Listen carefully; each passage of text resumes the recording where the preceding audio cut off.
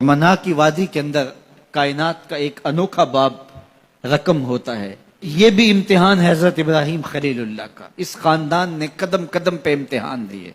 पहले औलाद नहीं है, ये सदमा सहा।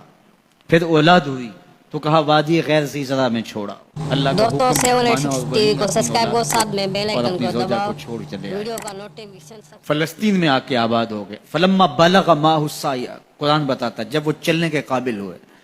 एक रिवायत में 7 साल, 8 साल या 9 साल उम्र। बाज ने बलगा से बलूगत की उम्र मुराद ली है। अब हुक्म होता है जाओ मिलाओ। लेकिन यार मैं जद्दा गया तो वहां एक दोस्त के यहाँ ठहरा, तो उस घर के अंदर खिलौनों की बोरियां थी। तो मैंने उसको कहा कि आप ये कोई कारोबार करते हैं? तो उसका दोस्त भी था साथ, तो वो मुस्करा के कहने लगा कि ये कारोबार नहीं करता, बड़ी देर के बाद अल्लाह ने इसको बेटा दिया है। तो अब ये पाकिस्तान जा रहा है, तो जब भी बाजार जाता है 10-20 खिलौने खरीद लाता है।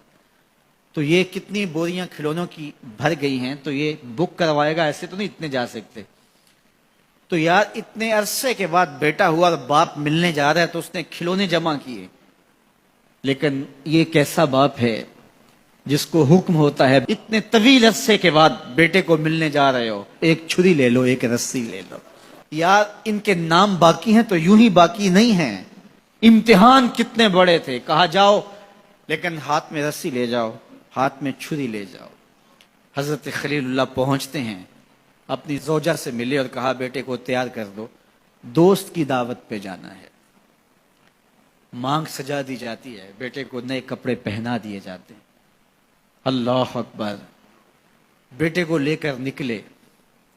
यार बेटा उन फवाने शबाब में हो, चढ़ती जवानी हो, तो बाप देख करके कितना खुश होता है। और फिर उसका बेटा भी इकलौता हो, और बेटा भी बुढ़ापे का सहारा हो, असाए पीरी हो, रब से मांग मांग के लिया हो। और फिर बेटा भी वो जिसकी पेशानी में मोहम्मद का नूर चमक रहा है। ऐसा बेटा तो चेहरे की बलाएं लेने को जी चाहता है। लेकिन हजरत खलीलुल्लाह अल्लाह के हुक्म पे उस बेटे को ज़बह करने के लिए हाथ में छुरी और रस्सी दबाए मना की वादी की तरफ बढ़ रहे हैं। शैतान ने समझा कि इससे नाजुक मरहला इस खानदान पे नहीं आ सकता। हजरत हाजरा के पास पहुंचा। पता है शहजादे किधर गए हैं? कहा उनके बाप ले गए हैं दोस्त से मुलाकात करवाने के लिए। कहा नहीं, वो उनको ज़बह करना चाहते हैं। कहा सोच के बात कर, वो बाप है ज़बह करेगा? कभी बाप भी बेटे को ज़बह करता है और बेकसूर ज़बह करेगा? मैं जानती हूं कितनी आहे सहरगाही का नतीजा है वो बेटा। अल्लाह से कितनी रो रो के दुआएं मांगी और वो फर्जंद मिला। कहा वो अल्लाह का हुक्म समझते हैं। तो हजरत हाजरा ने कहा जालिम तू कहीं शैतान तो नहीं? अगर रब का हुक्म है, मेरी गोद में एक इस्माइल है, काश 1000 इस्माइल होता, राह खुदा में कुर्बान कर देती। इस्माइल अलैहिस्सलाम के पास शैतान पहुंच रहा। इस्माइल पता है तेरे बाप तुम्हें किधर ले जा रहे हैं? कहा कि किधर? कहा कि वो ज़बह करने ले जा रहे हैं। कहा तुम सोच के बात करो। उनकी आंखों की चमक नहीं देखी? मेरी तरफ देखते हैं तो लगता है कि उनकी आंखों से शहद टपकता है और वो मुझे ज़बह कर देंगे। कहा अल्लाह का हुक्म समझते हैं। कहा अच्छा? कहा हाँ। कहा इस्माइल के वजूद में एक जान है, काश मेरे एक एक बाल में जान होती और राह खुदा में कुर्बान कर देता। इब्राहीम अलैहिस्सलाम के पास शैतान पहुंच के बोलता है इब्राहीम अल्लाह को राजी करने के और थोड़े तरीके हैं, जरूर बेटे को ज़बह करना है। तो वो भी कंकर उठा के मारते हैं और शैतान को रास्ते से हटा के मंजिल की तरफ बढ़ते हैं।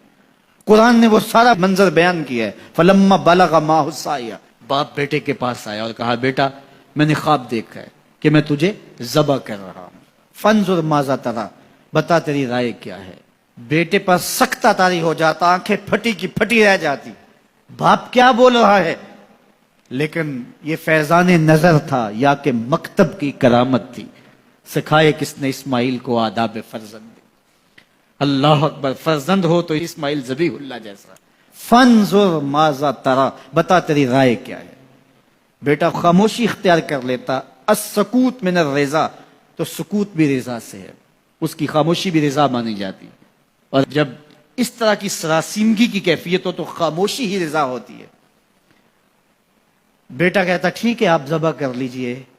یہ بھی امتثال امر ہوتا، لیکن بیٹے نے 2 قدم بڑھ کے بات کی. بیٹے نے کہا یا ابا تفعل ما تؤمر ستجدنی انشاءاللہ من الصابرین. ابا جان ذبح کیا ہے، جو کرنا ہے کیجئے. یہ نہیں کہا یا ابا تذبح، ہاں ابا جی ذبح کر لیجئے. ذبح کا جواب ذبح سے نہیں دیا، بلکہ کہا یا ابا تفعل، اے ابا جان کیجئے ما تؤمر، جو بھی حکم ہو. ذبح کیا، جو بھی کرنا ہے کیجئے. رہی بات میری، یہ کام آسان تو نہیں، لیکن میرے اللہ نے چاہا تو صبر کر کے دکھاؤں گا. منا کی وادی ہے، باپ اور بیٹے دونوں نے طے کر لیا. باپ ذبح کرنے پہ راضی ہے، بیٹا ذبح ہونے پہ راضی ہے. یار اسلام من مانی کا نام نہیں ہے، اپنے خواہشات کو پورا کرنے کا نام اسلام نہیں ہے، اپنے آپ کو مالک کے سپرد کر دینے کا نام ایمان ہے. اس کا نام اسلام ہے. یہاں دیکھیے فلما اسلما، جب دونوں نے طے کر لیا، دونوں راضی ہو گئے. باپ ذبح کرنے پہ راضی ہو گیا، بیٹا ذبح ہونے پہ راضی ہو گیا. وَتَلَّهُ لِلْجَبِينِ، اور باپ نے بیٹے کو پیشانی کے بل لٹایا. قرآن نے وہ سارا منظر بیان کیا ہے. اس پر مفسرین کے 2 قول ہیں. ایک یہ کہ الٹا لٹایا تاکہ کفاس سے ذبح کروں، گردن کے پچھلے حصے پر چھری رکھ کے ذبح کروں گا، منمونا چہرہ میری آنکھوں کے سامنے نہ ہو اور میرے دل کے اندر کوئی جذبہ رحم نہ جاگے جس سے اللہ کے حکم کی تعمیل میں دیر ہو جائے. اور دوسرا معنی یہ کیا کہ آپ جانور قربانی کے لیے جو ذبح کرتے ہیں تو اس کی گردن کو بل دے کے اس کی پیشانی کو زمین پہ لگا دیتے ہیں تاکہ یہ رگیں تن جائیں اور ذبح کرنے میں آسانی ہو. حضرت اسماعیل کی معصوم گردن کو بل دے کر کے ان کی پیشانی پتھر کے ساتھ جوڑی گئی. وَتَلَّهُ لِلْجَبِينِ، پیشانی کے بل یوں لٹایا گیا کہ گردن کھل جائے اور بیٹے کو ذبح کرنا آسان ہو. آنکھوں پہ پٹی باندھ لی کہ یہ منظر تو دیکھا نہیں جا سکے گا، اللہ کے حکم کی تعمیل بھی بہر صورت کرنی ہے. سعادت مند بیٹا بولتا ابا جان مجھے رسیوں سے جکڑ لیجئے، کہیں ایسا نہ ہو کہ میں تڑپوں اور اللہ کا حکم پورا کرنے میں آپ کو دیر ہو جائے. باپ بیٹے کو رسیوں سے جکڑ لیتا ہے، ہاتھ میں چھری پکڑی ہے، ذبح کرنے لگتے ہیں تو بیٹا بولتا ہے ابا جان رسیاں کھول دیجئے. کیوں؟ آپ کا منصوبہ، آپ کا پروگرام تبدیل ہو گیا. کہا نہیں. تو پھر کیوں رسیاں کھول لوں؟ کہا کہیں ایسا نہ ہو کہ کل کا مورخ لکھے کہ باپ ذبح کرنا چاہتا تھا، بیٹا ہونا نہیں چاہتا تھا، باپ نے باندھ کے کیا. کھول دیجئے، نہیں تڑپوں گا. رسیاں کھل جاتی ہیں. بیٹا پیشانی کے بل لٹایا ہوا ہے، ہاتھ میں چھری پکڑی ہے، منار کی وادی ہے، کارکنان قضاء و قدر کی چیخیں نکل رہی ہیں، حوریں تھرا رہی ہیں، زمانہ کانپ رہا ہے، منا کی وادیوں پر تھر تھراہٹ ہے. مالک قیامت آنے والی ہے. فرشتے بھی پوچھ رہے ہیں کہ مالک کیا ہونے والا ہے. کہا تم کہتے تھے انسان کو پیدا کر رہا ہے، سجدے تو ہم کریں گے، ذرا میرے بندے کی ادا تو دیکھو، ذرا میرے بندے کا انداز محبت تو دیکھو، میری فرما برداری، انقیاد امر اور اطاعت اور امتثال امر کی مثال تو دیکھو، ذرا دیکھو میرا بندہ میرے حکم کی تعمیل کیسے کر رہا ہے. اللہ اکبر. کائنات آنکھیں جھپک رہی ہے، سورج منہ چھپا رہا ہے کہ یہ منظر دیکھا نہیں جا رہا، اور منا کی وادی تھر تھر کانپ رہی ہے کہ ایک بوڑھا باپ ہاتھ میں چھری پکڑے اپنے نونہال فرزند کو ذبح کرنا چاہ رہا ہے. عجیب منظر ہے کائنات کے اندر. حضرت ابراہیم آگے بڑھے، بیٹے کی گردن پہ چھری رکھی اور پوری قوت کے ساتھ چھری کو جنبش دی. اللہ اکبر. لیکن ایک بال بھی نہیں کٹا. پاس پڑے پتھر پر چھری کو مارا. لما تقطع یا سکین، چھری کاٹتی کیوں نہیں؟ تو چھری نے آواز دی الخلیل یامرنی والجلیل ینہانی، خلیل مجھے کاٹنے کا کہتا ہے، رب جلیل کہتا ہے خبردار ایک بال بھی کاٹا. کہا چھری تیرا کام تو کاٹنا ہوتا ہے. کہا حضرت آگ کا کام بھی تو جلانا تھا، جس نے آگ کو جلانے سے روکا تھا آج اس نے مجھے کاٹنے سے روک دیا.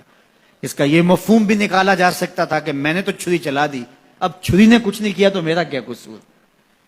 اللہ اکبر. دوبارہ چھری تیز کی اور حلق پر چھری کی نوک رکھی اور اپنا سارا وزن ڈال دیا. گردن کٹ گئی، خون بہنے لگا اور دل میں تھا کہ اتنا بڑا کام جو میں نے کر لیا. لیکن جب پٹی کھولی تو دیکھا منظر بدلا ہوا ہے. جس کو بیٹا سمجھ کے ذبح کیا وہ بیٹا نہیں تھا، دمبا تھا. اور جبریل امین پاس کھڑے ہیں اور اسماعیل مسکرا رہے ہیں. بے ساختہ زبان سے نکلا اللہ اکبر. تو حضرت اسماعیل بولے لا الہ الا اللہ واللہ اکبر. جبریل بولے اللہ اکبر وللہ الحمد۔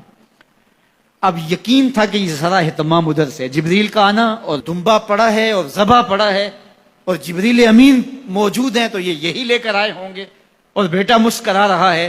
یہ سارا منظر، یہ قرینہ حالیہ بتا رہا تھا کہ یہ سارا الوہی اہتمام ہے، رب نے قربانی قبول کر لی۔ لیکن صرف اتنا ہی نہیں ہوا کہ یہ قرینہ حالیہ آپ کو یقین دلاتا، بلکہ منا کی وادی چمکنے لگی اور وہی کے اجالوں سے پوری وادی روشن ہو گئی اور آواز آنے لگی وَنَادَيْنَاهُ يَا إِبْرَاهِيمُ قَدْ صَدَّقْتَ الرُّؤْيَا إِنَّا كَذَلِكَ نَجْزِي الْمُحْسِنِينَ۔ یہ منظر دیکھا تو ابراہیم ابھی کچھ سوال کرتے، کسی سے پوچھتے کہ یہ کیا ہوا، اتنے میں وہی نازل ہوئی، اے ابراہیم تو نے واقعی خواب پورا کر دکھایا، اِنَّا كَذَلِكَ نَجْزِي الْمُحْسِنِينَ، ہم اپنے بندوں کو یوں ہی صلہ دیا کرتے۔ تیرے بیٹے کو ذبح نہیں کروانا تھا تیرے ہاتھوں سے، ہم نے تیرا امتحان لینا تھا، بس ابراہیم تیرا امتحان پورا ہو گیا، ہم نے تیری سنت کو اب قیامت تک کے لیے باقی رکھا، قیامت تک کے لیے باقی رکھا۔ اور پھر خود میرا رب کہتا ہے سلام علی ابراہیم، ابراہیم تیرے اوپر سلام ہو۔ اللہ اکبر۔ منا کی وادی کے اندر حج کے موقع پر 40 لاکھ حجاج ہیں، تو کچھ شیوخ عرب کے اور باقی عمرا مخیر سعادت مند لوگ 100 قربانیاں بھی پیش کرتے ہیں، تو کروڑوں قربانیاں منا کی وادی میں ذبح ہو رہی ہوتی ہیں اور حدود حرم میں، اور بے ساختہ زبان پہ نکلتا ہے سلام علی ابراہیم۔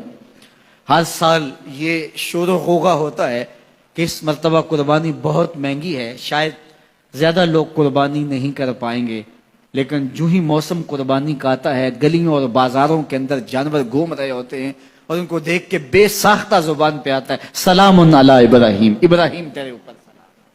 تو یہ کتنا بڑا امتحان تھا، کتنی بڑی آزمائش تھی، لیکن اس آزمائش سے سرخرو نکلے، نمبر بھی پورے 100 حاصل کیے، کامیاب اور بامراد اور کامگار ہوئے۔ آج ہمیں اس سنت کو باقی رکھ کر کے ہمیں وہ یاد تازہ کی جا رہی ہے کہ میرے ایسے بندے کہ جو میرے حکم پہ اپنی سب سے عزیز چیز بھی قربان کرنے سے گریز نہیں کیا کرتے۔ ہمارے ایک بزرگ فرمایا کرتے تھے کہ ہر بندے کا ایک اسماعیل ہوتا ہے، جب تک وہ اپنے اسماعیل کی گردن پہ چھری نہیں رکھتا رب کا قرب نصیب نہیں ہوتا۔ تو جو تمہاری محبوب چیز ہے اس کو راہ خدا میں جب تک قربان کرنے کا جذبہ نہیں پاؤ گے، تب تک تمہیں وہ منزل نصیب سعادت کی نہیں ہوگی۔